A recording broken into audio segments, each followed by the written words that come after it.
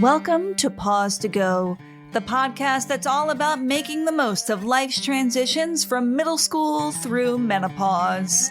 I'm your host, Bree Luck, joining you as we embark on a journey of self-discovery and questionable decisions.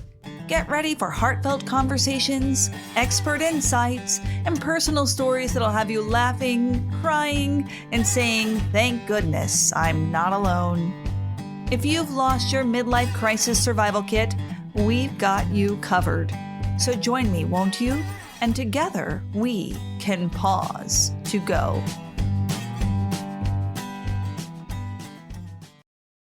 I am recording today's episode on Cape Cod, where I've had the incredible luxury of having a sort of working vacation, which is to say that I've been able to take a walk on the beach every morning before my workday begins. Most of the time, I listen to podcasts on my walk because that's what I do. But this week, I've used the walks as more of a chance to dream and brainstorm and think about how quickly and slowly our lives change. The girls have been up here for the last week with friends, and a couple of days ago, my 17-year-old admitted to me that she didn't want to leave, because she didn't know when we might all be together like this. Normal together, not once in a blue moon together, not the together that happens when everyone moves off in their own direction, finds their own entanglements, and creates references that are no longer common to us all as a family. A lot of changes. On the other hand, my brother came to visit us for a few days with his girlfriend. He's 24 years younger than I am, so we never really had those common references because we grew up in different generations. They're distant family members, gathering only for high holidays and the occasional theatrical event because we have a lot of performers in my family. And I'll be honest, I was feeling a little sorry for myself because I was caught in that place that was like, feeling like I'm losing so much with the kids heading off to their new lives as grown-ups. But then I saw my brother and his girlfriend, and they were exchanging these sweet glances. They bring each other like little gifts, a beer, a perfectly grilled sandwich, and ice cream. I guess we did a lot of eating, but they didn't even ask each other, right? They just knew what the other one wanted. They knew what would make them happy. And I thought about how beautiful it is to see someone you love find a partner in love, and how we can only find that deep, new, original connection when we're brave enough to venture away from all that we know. And I thought of how my girls will cultivate their chosen families and have new references for all of their connections. And that Jeff and I will do the same. Because as ridiculous as this may sound, I needed a reminder that my life will not end when my children leave home. And like them, I also get to create a rich new life where they will always, always have my heart, but they may not get all the little inside jokes. Okay, so today we are diving into a reader question that I think most of us can relate to. Our listener, let's call her Sarah. I guess it's not a reader question. I guess it's a listener question. Well, let's call her Sarah. She wants to remain anonymous. She writes, "Dear Bree, should I let my hair go gray? I'm a 45-year-old woman, and I've been dyeing my hair since I was 17. Frankly, I'm sick of it. It's expensive, and it takes up so much time. On the other hand, I'm afraid that I'll look old if I go natural. Why am I afraid of looking old? What the heck is that about? What should I do? Well, Sarah, thank you for sharing this question. It is one that I've asked myself many, many, many times. Because when it comes to being a woman of a certain age, we start to run into issues of bias. Because that's what we're dealing with here, Sarah. And today we're going to talk about the intersection of the age bias and the sex bias, and how they play out in the realm of beauty. So let's talk a little bit about the concept of intersectionality. Intersectionality was coined by the legal scholar Kimberly Crenshaw, and it acknowledges that individuals experience overlapping forms of discrimination or disadvantage based on intersecting social identities like age, race, gender, size, ability. All of those shape our experiences and the biases we face.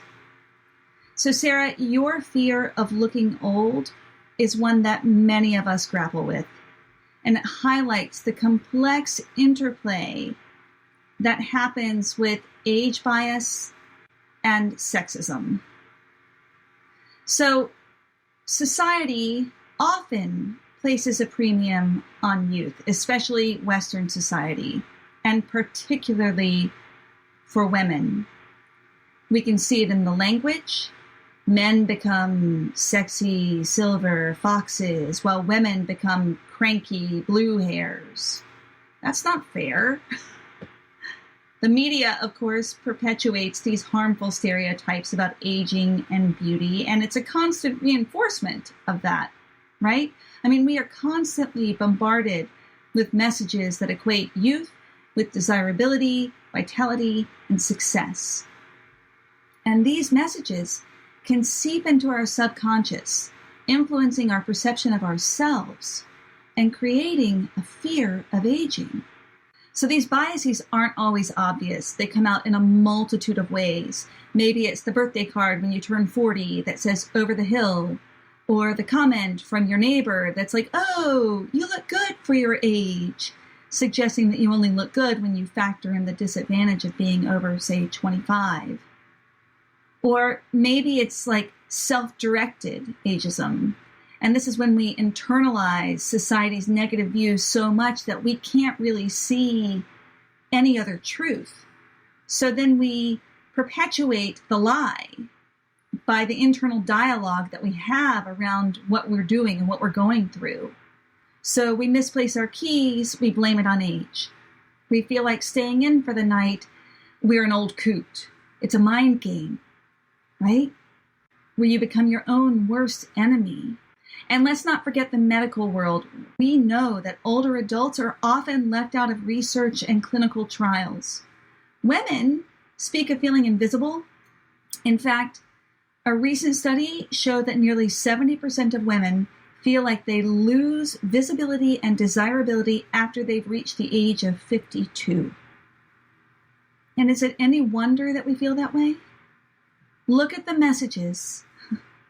Look at the messages that we're getting from workplace shenanigans to our own inner battles and sneaky institutional hurdles. But here is the beauty. I mean, the real beauty of the situation. We can challenge the assumptions. We can rewrite the narrative around age and gender. And we can prove that age can be an asset rather than a mere limitation. And choosing whether or not you color your hair can be a part of that. Because as long as you know that you have a choice, no matter what you choose, you are that much more empowered. Going gray is a personal choice that can be liberating. For me, it's been a statement of self-acceptance, embracing the natural aging process and defying societal expectations. Instead of viewing gray hair as a sign of decline, what if we reframe it as a symbol of strength and wisdom and badassery and life experience? Our hair, just like the lines on our faces, the lines on our faces that all the beauty industry wants us to pay a lot of money to get rid of. Those lines on our faces tell a story of the journeys we've embarked upon and the knowledge we've gained. They are a testament to the vibrant and rich lives we've lived. At least that's how I'm choosing to see it. When I decided to let my hair go gray, I felt a real mix of emotions.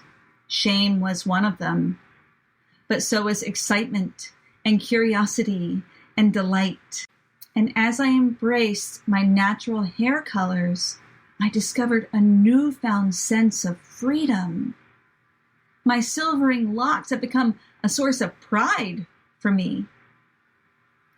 I told a friend recently that going gray was a little bit like getting a face tattoo. People are going to judge you for it, but if you like it, girl, that's your choice. It is a deeply individual act of rebellion. So Sarah, as you contemplate whether to let your hair go gray or to keep coloring it, I encourage you to consider that your worth is not defined by the color of your hair or by societal beauty standards. It's about living in alignment with your values and making choices that reflect who you are and how you want to show up in the world. And only you know that.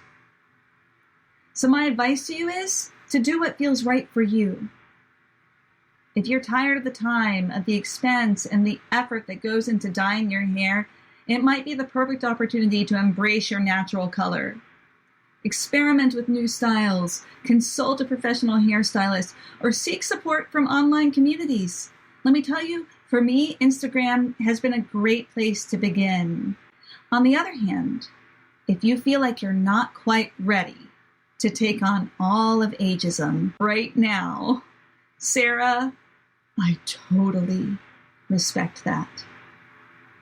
And if you're still on the fence, you can talk to your hairdresser about moving to less permanent options to, ease your way into embracing your inner silver siren. So Sarah, I hope this episode has provided you with insights and empowered you to make a decision that aligns with yourself. Remember, your worth and your beauty are not determined by societal expectations, but by the person you are. Thank you, Sarah, for sharing your question and for allowing us to explore personal choices and societal expectations. Remember, you have the power to define what beautiful is for you. Hey, this has been a listener question episode. Thank you for joining me. Here's my call to action for this episode. That's what they call it when I'm trying to get you to do something. I want you to do something, and that is to share your story. So if you would like to share an experience of your midlife delights, agony, or just plain humor, you can leave me a voice memo on my new website, pausetogopodcast.com. There's a tab on the right side of the website that says something like, leave me a voice memo. And you can just record a voice memo for me right there and I'll get it. And if you feel comfortable having me share your voice on the pod, then I can share that with everyone. It's so nice to hear other people's voices. But if you don't feel comfortable having me share your voice, I can just anonymously share your story. It'll be great to have your stories on the Pause to Go podcast. All right, stay curious, y'all. Thank you for listening to the Pause to Go podcast. Special thanks to Codebase Co-working and WTJU Radio for their support. This has been an Awkward Sage production.